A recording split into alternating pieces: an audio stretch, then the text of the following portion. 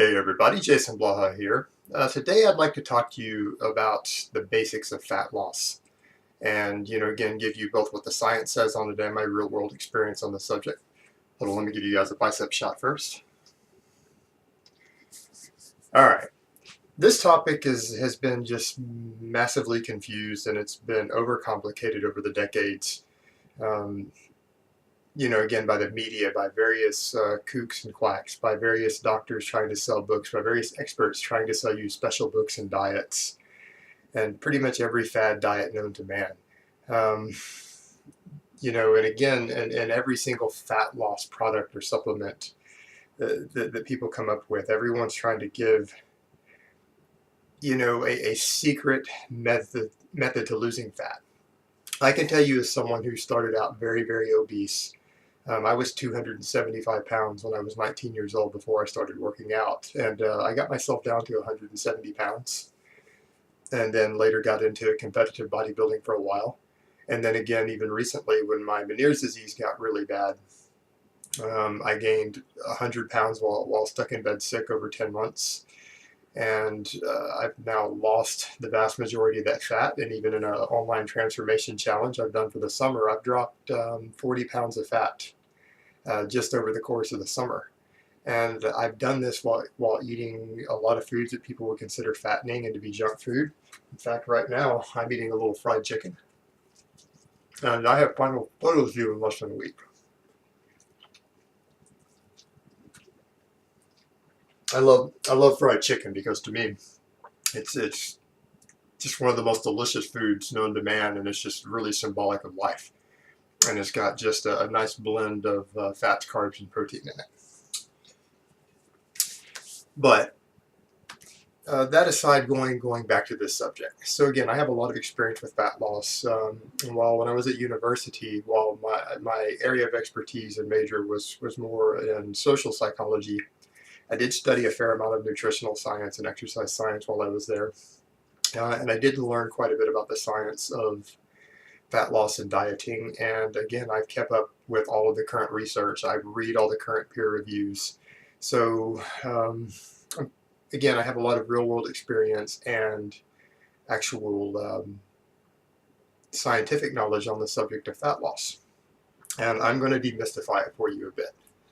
Again, everyone tries to tell you things about, different micronutrient ratios and how fat is bad, or this type of fat is bad, or this carb is good, or this carb is bad, or that you should do a vegan diet, or a paleo diet, or the South Beach diet, or the Atkins diet. And it's all of these fad diets, and they seem to be trying to get around the fact that the overwhelming data shows that fat loss, once protein is constant, is purely a matter of calories in, calories out, or at least weight loss on the scale. It's completely dictated by calories. And it doesn't matter whether, again, when you're not dealing with protein calories, because protein calories the body does process less efficiently. And so again, for other reasons I'll get into later, high protein diets are massively useful for losing body fat and retaining muscle mass while losing body fat. But there's a number of reasons why, and I'll get into that in a bit. But the main thing is it's calories in, calories out. And anytime you see these studies where they show differences in macronutrients or even macronutrient subtypes contributing to fat loss, they're generally self-reported data. They're not very well done studies, and they're not controlled variables.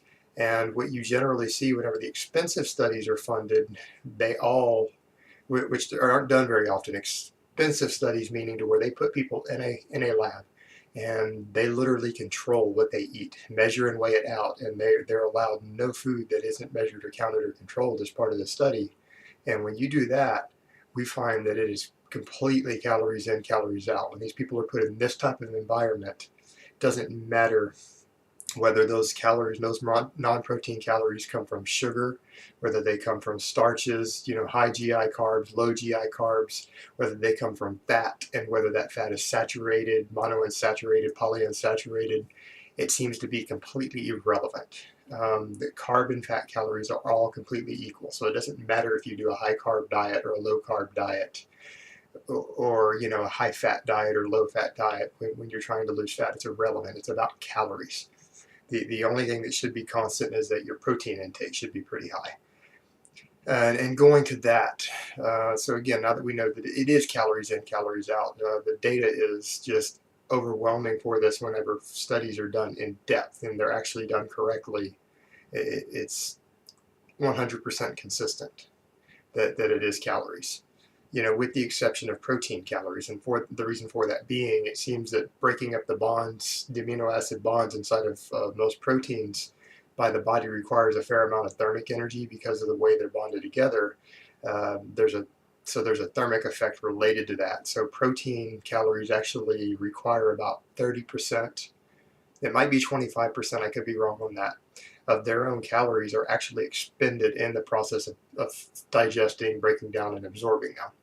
So into the amino acids. So when you get into that case, they are an exception to the rule.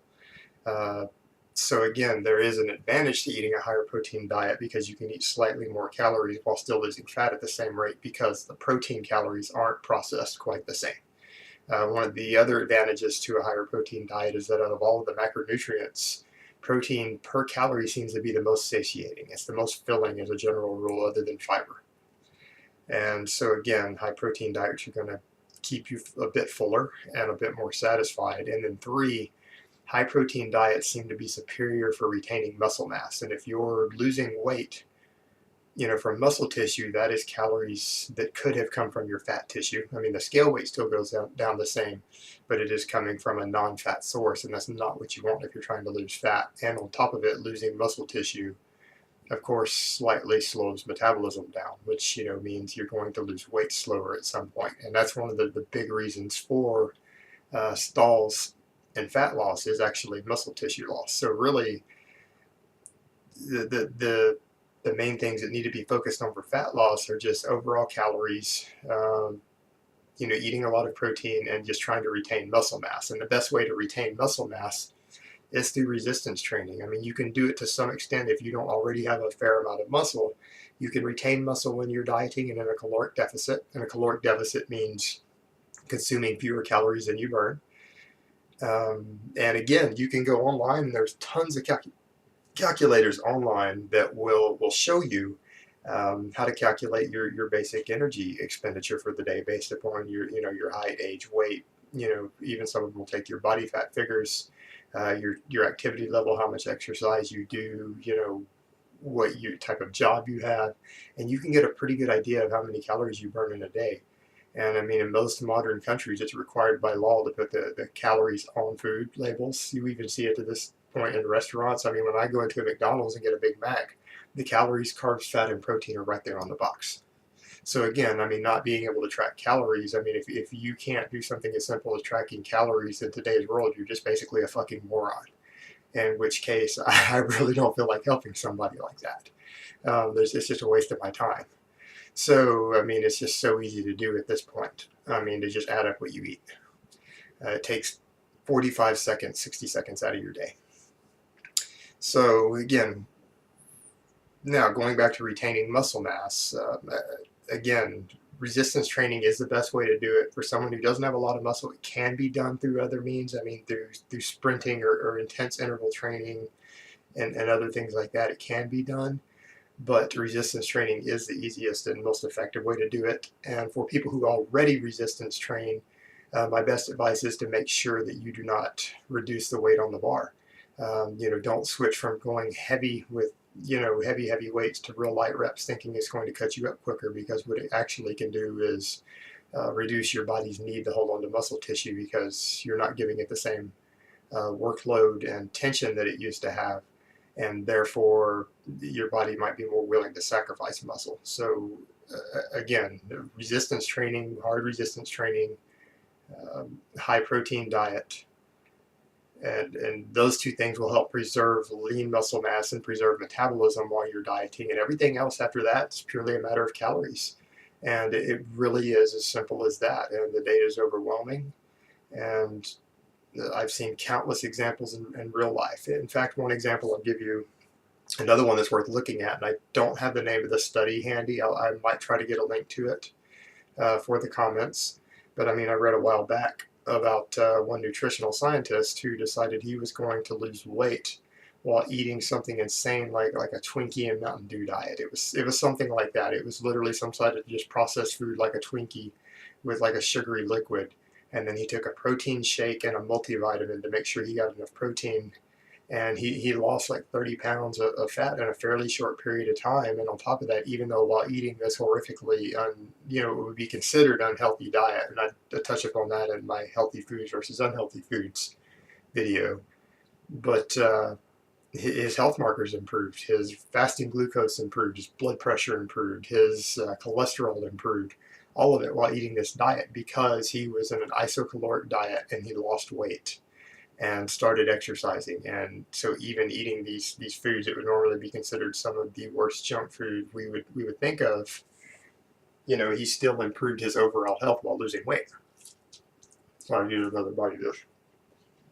And actually I've kind of done the same thing for this transformation challenge. I mean, I've eaten, fried foods like this on occasion. I eat ice cream almost every day, or pizza every day.